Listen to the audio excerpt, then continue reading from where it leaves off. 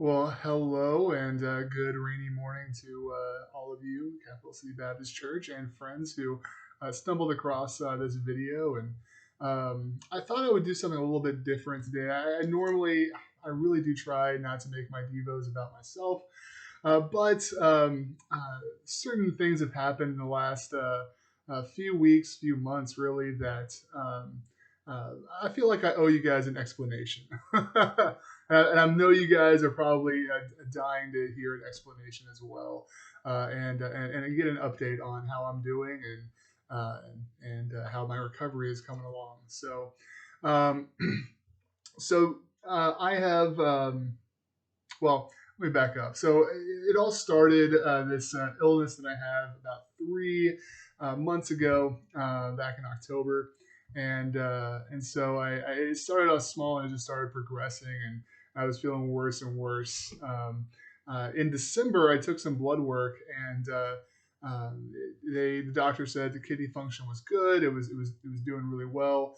And then I went in last Wednesday for some blood work, the same labs that I took at the beginning of the month, and my kidney function had decreased from 100% to 35%. So the doctor actually, within 2 hours of me taking the labs, she gave me a call um, and prepared me and mentally prepared me for a few nights stay at the hospital. She estimated that I might be there through Sunday, but thankfully I was out on Friday night. Do we have a diagnosis?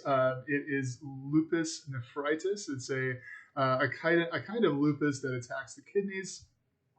But mine is kind of a triple threat because not only is it going after my kidneys, but it also has been going after my skin in certain ways, and also my joints, my muscles. And so I want to thank all of you at Capital City, and really a lot of churches all over Elk Grove and across the state, and I think even in Alabama too. I have people praying for me, and so thank you so much for all the love and support and all the prayers that you've been sending my way. It really does touch me, and it means a lot. So thank you very much.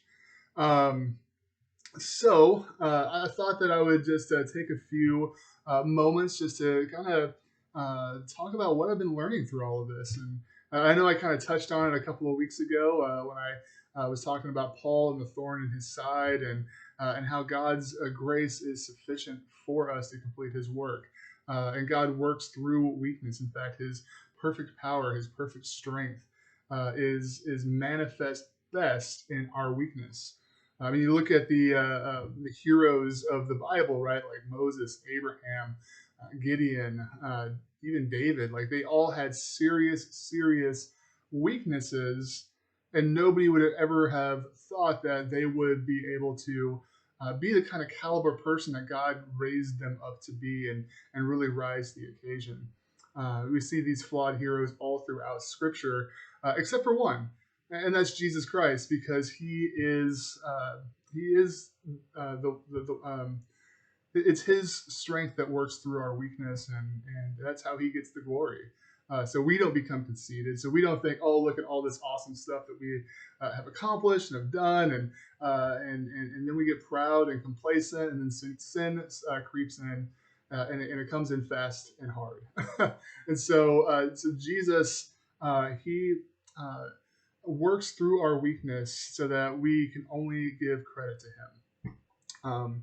Today, I thought I would talk a little bit about trials. I know this is a very cheery Christmas subject, but and I probably could have come up with a Devo that was more in line with the season, but this is kind of what I've been chewing on, very predominant. It's been taking up a lot of mental headspace, and so I just thought I would share with you.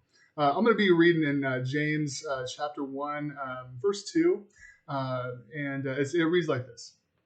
Consider it pure joy, my brothers and sisters, whenever you face trials of many kinds.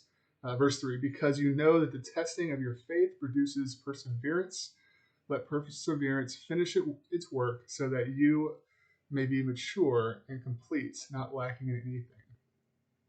And so this illness, this condition that I have. By the way, I'm doing better. Uh, they have me on a treatment plan. They have me prescribed some really good drugs that have been making me feeling so much better than I have in the last 3 months. It's really amazing. This morning, I actually woke up and did something I haven't been able to do for a long time, but I was able to get up and make my bacon and eggs, and it was kind of nice to kind of fall back into old routines. But anyway, back to the passage. And so you always read that this kind of passage like almost kind of tongue in cheek, right? Like, oh yeah, consider it pure joy when trials come up. Consider it pure joy when I'm going through hardship. Consider it pure joy when life is just seemingly upside down. It seems so counterintuitive. It goes against everything in our nature to rejoice through suffering. But God will never let suffering go to waste. He doesn't necessarily send suffering to punish us or anything like that, because all the punishment for anything that we've ever done, it was paid for on the cross through Christ. But He will not allow a trial or a hardship to go to waste in producing a more earnest faith in us, a more mature and more persevering faith in us. What trials do is they really help us to get that eternal perspective, and they create in us a kind of perseverance and a strength and that we normally wouldn't get if we were sitting fat and happy and comfy on the couch. And it also produces in us the ability to look more and more like Christ, and that's really what the beauty of trials are, is that they, when done right, when we have the right perspective and the right mentality, it can really help to forge us more and more into the image of Christ, that we can imitate Him so much more, so much better. And so I want to encourage you today, this week, this season. Um, we all know the last couple of years have been tough, and we're all going through our own trials. We're all going through our own hardships in different ways. You might not end up in the hospital. You might end up in the hospital. Uh, you might experience the loss of loved ones. Um, you might even thinking about your own health and your own well-being, and what the future might hold. And so I just want to challenge you and encourage you that if you are going through some hardship, rejoice, truly rejoice. And it sounds weird, like I said, like, come on, Scott, I'm going to rejoice through hardship. Come on. But don't rejoice over the hardship. Rejoice over what the hardship is going to produce in you. Rejoice that through this hardship you can become closer to God and image Him better. Well, I hope that this has been encouraging for you. And I really do hope to see you Friday and Sunday. I do think I'm pretty confident that I'll be able to make it, but we'll see.